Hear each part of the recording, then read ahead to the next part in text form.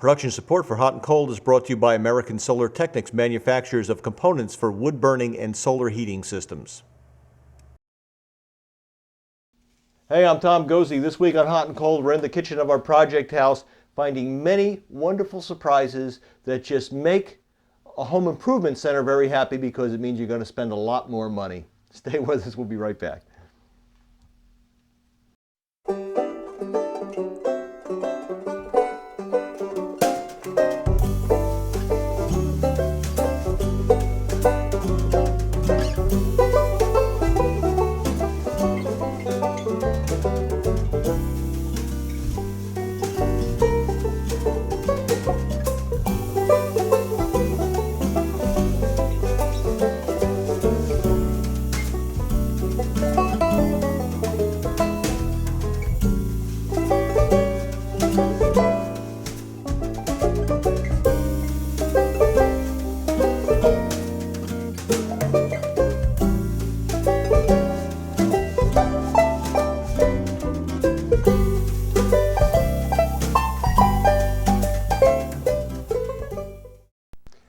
So we're in the kitchen and we're doing a couple of things. We're getting ready for putting in kitchen cabinets.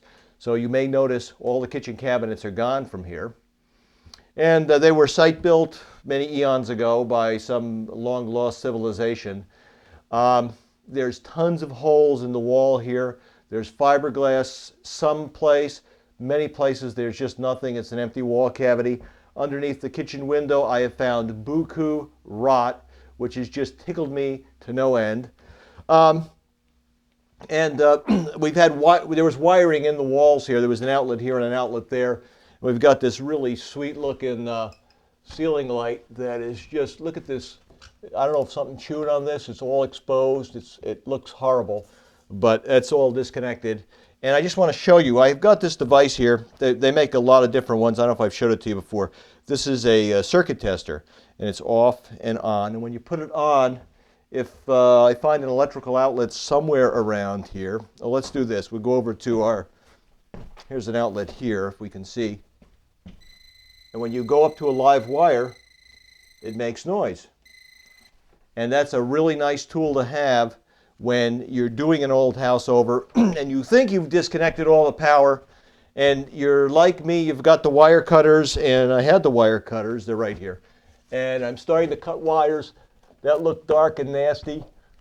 We do not want to have a surprise, because whether it's the host of a TV show or it's you with your family, you don't want to die in the process. Boy, that's nasty looking, isn't it? But it did, excuse me, it's dusty as all get out in here today. It did work. So that's something, I guess. I don't know what, but some small thing. What I discovered in the process, and I've got to, I think we're going to bring an electrician on board to help. This circuit is, that these lights were on, these outlets were on, were all the same circuit. It's every outlet in this room was on this one circuit. It's wired for, I think that's 12-2 wire. Yeah, it is 12-2. And it's got 30 amp fuses downstairs, which is not kosher. And in fact, the wire didn't look real good. Like at some point the circuit had been overheated and the wire is kind of nasty looking and the insulation is kind of brittle. Not good. I'll show you more about that when we get down the basement again, because it's an area that had caught my eye, and when I got into it I knew I wasn't going to like what I saw, and I didn't. But that's all history now, because a lot of it's been disconnected. What we're doing today is we're trying to do two things. One is, this wall is not plumb. It's leaning in by about 2 inches. So we need to make the wall flat. Although the cabinets that were on here seem to function okay. If the wall is tilting out this way, your cabinet doors have the opportunity to perhaps swing open and hit you in the head when you least expect it. So we don't want that to happen. So what I'm doing is a little trick of my trade. We're bumping up the insulation of the wall at the same time, but we're using foam which is tapered. It's 1.5 inches on the bottom, 1/2 inch on the top. It's approximately a 8-foot wall. It isn't quite 8 feet. And if we put two of these, we stack one on top of the other, we will bump out the wall 2 inches. And you'll see how we do this in a minute. So the bottom will be out 2 inches and the top it'll be plumb or flush here. And that, with when I put a level on it, on the ones I've done, makes a flat plumb wall. Perfect for putting up new kitchen cabinets. But another thing going on here, what we have to do is this, if we put two of these, one on top of another, here's the bottom half of another one, we have this kind of deal. So if we keep that flush like that, to get out 2 inches on the bottom, we have to have we put a piece of 2-inch foam on top of this, so it would go this way. And then, am I doing this, showing this the right way? Yeah. And it goes like that. Okay. I get confused. So 2 inches, this with this makes 2, and that's what we have here. And you'll see in a minute. And then we put 1 inch, so we put 2 inch on the bottom, 1 inch on top. It all works out to be in plumb is what I'm trying to say. And you can see it over here. I was told to stay away from the window, but I can't not stay away from the window. If you look over here, we've got 2 inch with the tapered, and then above we've got the tapered with 1 inch. So we've got 2.5 and 2.5, 1 inch and 1.5, 1 inch, 2 inch and 1/2 inch. And that's even. This hasn't been screwed in yet because Mr. Fix-It forgot the long screws to get through the wall properly. So, so these are sprung out a little bit. I've got to get longer fasteners to go in, which I'll do tomorrow. It's not a big deal. It at least is holding the foam in place. We're not hanging cabinets today. So as we get done, we now have 2.5 inches. Well, we start with 1.5 on the top here, which is our 11, which is more than we had. We get down to the bottom, we have 2.5 inches, which is our, what is it? It's our 14, 21, not quite 20. Okay, 18. It's more than 11. Sorry, the mold is getting to me. There's mold in the walls too. But I'm not done yet. We're going to also, where we have this here, we can cut and fit 1.5 inches in between because the 2x4 is 1.5 inches thick. Then I'll bump it up another R11. And now we get to go over this piece of wood on top here that we're screwing to, which is sticking out for some reason. It's part of the framing. So we'll have R11 over this, R22 here, R29 down there. So it will be a nice warm room. And what that's going to do is obviously make a big difference in how the room feels and functions. Also, I discovered as I took the cabinets out, found the rat droppings and the mouse droppings and all the other cool stuff you find in an old house cabinets full of holes. I could feel the cold air just spilling in. And I was here yesterday and it was particularly uncomfortably cool in this room because this wall is so full of holes. And the cabinets were hiding that before. I talk to people all the time about kitchen cabinets that are cold.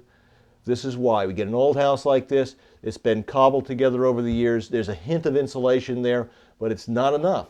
So when you're doing a kitchen over, it's the absolute perfect time to stop, step back, take a look at what you have for insulation. Excuse me, if the wall is flat, sneak a layer of foam, either maybe a little bit of beef up for framing if you need it, but at least get some foam in there and get some sheetrock over it. Also, we have the luxury right now of we've got 1.5 inch depth here. We can run new wiring, which is what I'm going to do. So we had 2 outlets in this kitchen, which had 15 feet of counter. We had an outlet here and an outlet way down the other end. Code is that you have an outlet every 3 feet, all GFI'd. There was one GFI here, didn't have a ground on it.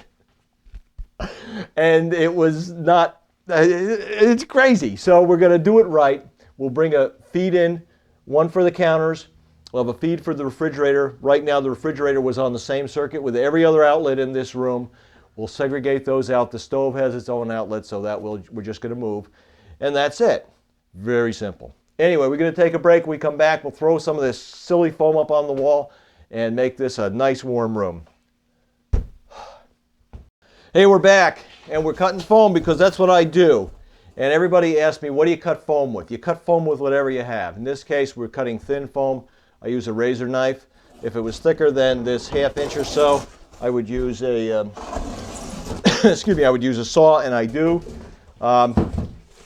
We're not quite 8 feet here, so I've got to, the cameraman's going to like this because I'm blocking the sun, which is wreaks havoc with the video.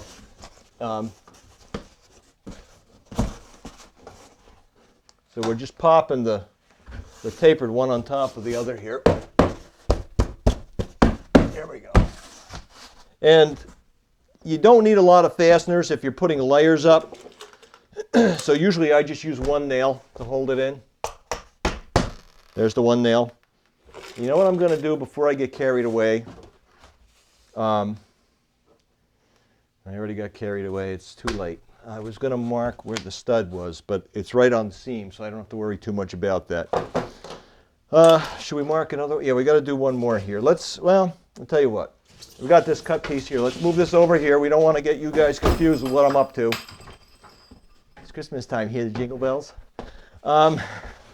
We got some 2-inch foam here. All right, let's get this piece here. The 2-inch, I should put the knife away. Always close up your knife and put it away if you're doing a TV show, because bleeding on television is not a good thing. All right, let's get this over here. So this is the 2 inches going on the bottom. We're putting full sheet on the bottom, and then we're just piecing together the top. And that just kind of sits in there against the bottom tapered piece, like so. I don't think there's any screws or anything sticking out. Just covering over everything. I'm not getting real crazy about a lot of details, because there isn't that much detail work involved in this. I've got another piece of foam here. And when I have to cut foam, I've worked out a couple of shortcuts I use. This has to be, well, let's measure it just to make sure. From here to here that's 38 3/4. That's almost 39. So let's call it 38 7/8. Now, where I'm going to mark the foam and cut it, take the tape measure, I mark down, bring it to the bottom here to 38 7/8, and then I just, where this has a facer, you can do this with foam that doesn't have a facer, I mark, the cameraman don't see that, so let me do it again. I'm taking the tab at the end of the tape here, I'm just driving it into the foam, making myself a nice big mark, because I usually can't see what I'm doing. So I'm going to do the same thing on this end. 38 7/8. I'm just going to drive that in. There's nothing more annoying than doing this and getting the marks confused. And I do that with some regularity too. And then we just take the, in this case I'll use the level, which is my straight edge. We could snap a chalk line if we wanted to be real meticulous, but it doesn't take. You don't usually see sheetrock guys snapping chalk lines, and this is a lot like sheetrock, except it's lighter. It's a little bit cleaner. We just back cut it. Throw that away. Close the blade up before I cut myself. Answer the telephone, and put the foam up.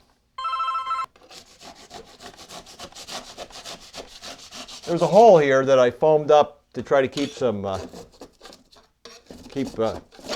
cold air from leaking through. I just want to make sure it's relatively flat. I probably could have beat that in with the foam, but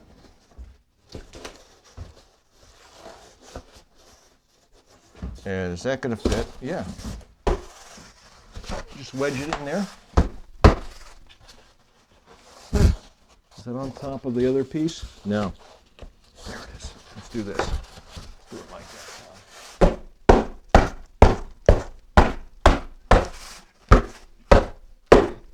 Everybody's coughing today. It's good stuff. And I have a piece of 1 inch that I had pre-cut before. Going to put that on top here, on top of the 2 inch. And all of this ought to pad out to the right thickness. All right. Now, it's kind of loose here, hanging. Going to stay? No. I'll keep my knee on it. What we're going to do, well, we got a cameraman who has a spare hand. We're going to measure in where we need to go, which is 20 inches from this edge. And I'm just going to put those marks there because that may not be exactly where we want to be. But we'll get some screws. And I have pre-cut the stud right here. I got a hammer here. And that stud is too long. Is that the right stud? Let's take a whisker off of that just to be sure. And I don't have my hat on this week, but remember, measure twice, cut once? No, it's measure once, cut twice. It's always good to have a piece of wood that's too long as opposed to a piece of wood that's too short. That's something to live by. Because it's a pain in the neck to glue it back together.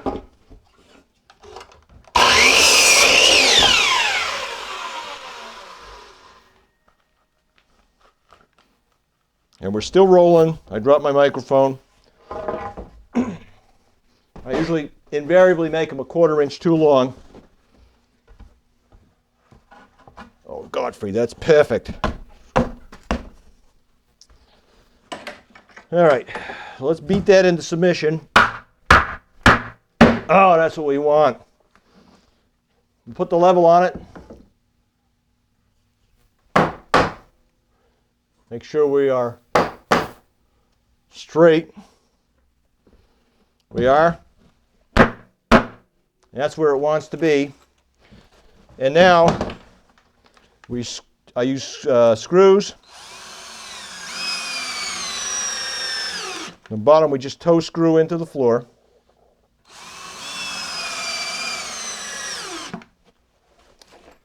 And we've got this piece of framing up here. 2 screws in here.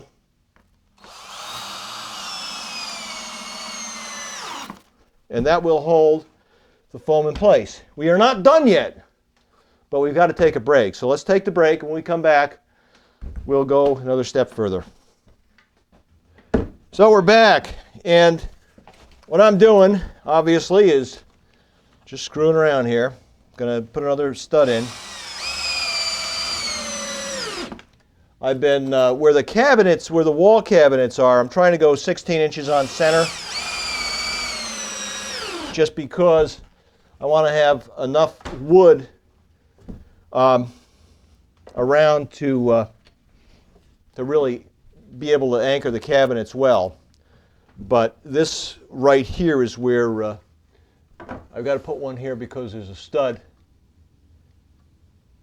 This one is at the edge of the window, so we're going to cut this out in a few moments with a saw.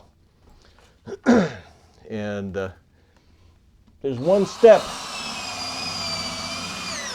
I'm leaving out today.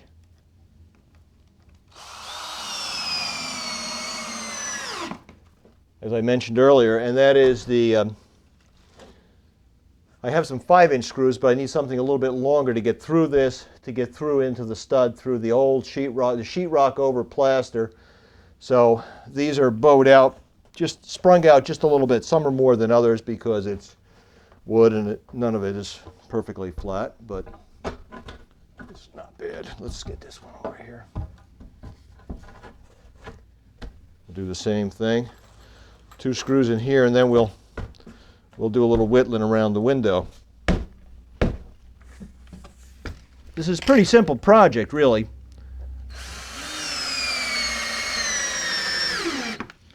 And you know, I hate to lament the obvious, but every week I talk about these Torx head screws that I use. The long screws that the long screws that I have are Phillips head.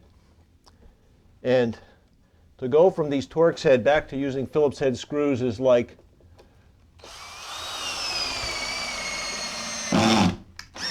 trying to use a car with square wheels after you've used round wheels.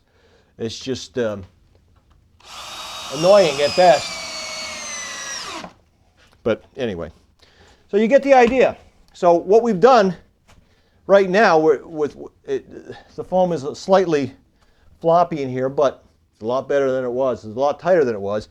And we put some fasteners in the center here. I'll put a couple, probably 3 in each one of these. Maybe I'll put 4. What the heck? Let's go crazy. Because we're only 90 inches roughly. So we come down 1, 2, 3, 4. That's going to suck this in. It's going to composite this with the outside wall and make the wall a lot stiffer than it is. And of course, then it's going to give us a flat surface. We'll cover this with sheetrock after we insulate in between here. And it's going to be just delightful. Okay, so we've got the window here though.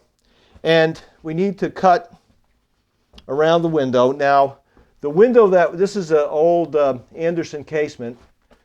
And for the time being, it's going to stay. The dilemma we have with it is it's not terribly tight, but it's here and it's winter time and I don't want to be staging and changing the window, so we'll do it sometime later on. We may leave the trim until that point around this window. I don't know. We'll see. But one of the things that was a problem was if I can, let me grab a little piece of wood here. This is sort of this is a 2x, but you get the idea. The sill that was here was a little bit too high. So what was happening, the crank for the window, every time you came down, would hit the windowsill. So we want to pay particular attention. And the windowsill was even with this bottom edge. We're going to drop it down about another 3/8 of an inch. We got enough wood here that we can do that. And that way the crank will function the way it should instead of getting stuck and it just chewed up the windowsill. And there was even one handle missing because somebody I'm sure got very frustrated with it. So we'll leave that off for now. So the other thing we need to do is the opening now. So this is up against the edge of the window, so that's going to be easy to cut. What I've done is I've let this come down a bit from where the other window sill was. So we're just, let's get that level, Tom. And we could play with this a little bit. We basically just want to make sure that we've got a reasonable bit of foam where it's supposed to be. This should go actually back a little further. And then we just take a saw. We can use a recip saw. We can use a keyhole saw. We can use any kind of saw. And we just, I have a keyhole saw. It's not the best choice, but I can't find my little hand saw. And the reason keyhole saw and a recip saw are not great for this choice is the blade tends to wander a little bit. But this is not mission critical stuff. We can go back and dress it up. We can use some can foam if we mess it up a lot. And, you know, I really like using hand saws for cutting big thicknesses of foam because I've got very fine control. I can feel where I am in terms of if I make a mistake. That piece should be coming out. There it is. And also the dust, it's inevitable as you cut with a saw cutting foam, you're going to make dust. So the hand saw makes a bigger dust, which is easier to clean up, and you don't breathe as much of it because it's very annoying to breathe foam dust. If you've ever done it, you know what a great experience it is. So anyway, now before we wrap things up, I have got here. We running out of time? We got a little bit of time. This is my remote temperature device. What it does is shoots a laser beam on the wall. There, see it? And that tells, on the display here, tells me what that temperature is right where the dot is. So it's 65 degrees, which is about what the room temperature is. Let's go over where there's no insulation. 63, 62, 61, 59, 58, and let's go over here where, over there it's 49, behind the foam, where there's a big hole, which was a big hole that was just behind the cabinets before. So the room temperature is 65. What we want when we have a properly insulated building, the inside wall temperature should be approximately what the room temperature is. In this case, 65 here in the air, 65 on the wall. That's great. 49 over here where there's no insulation. It's relatively warm out. So what we've done is we bought a big temperature savings. This room is going to be much, much, much warmer than it was before. I decided that as we get over into the corner here, we'll do some small pieces here to fill in the rest of this. I think what we're going to do is go right around and do this wall too. This wall isn't going to have any cabinets on it, but we do have enough wiggle. I planned the kitchen so we have a little bit of room here. So we'll probably put 2, maybe even 3 inches of foam on this wall, sheetrock right over it, and that's only about 10 feet, so that'll be an easy wall to do. And this whole room will be pretty well insulated, or most of it will be pretty well insulated, the major part of it. Anyway, we got to go. We're out of time. If you have any questions, this is the time of year we start talking a lot about insulation because everybody's getting those cold spots and having these weird problems show up. Give us a call on the radio. We'll see you next week.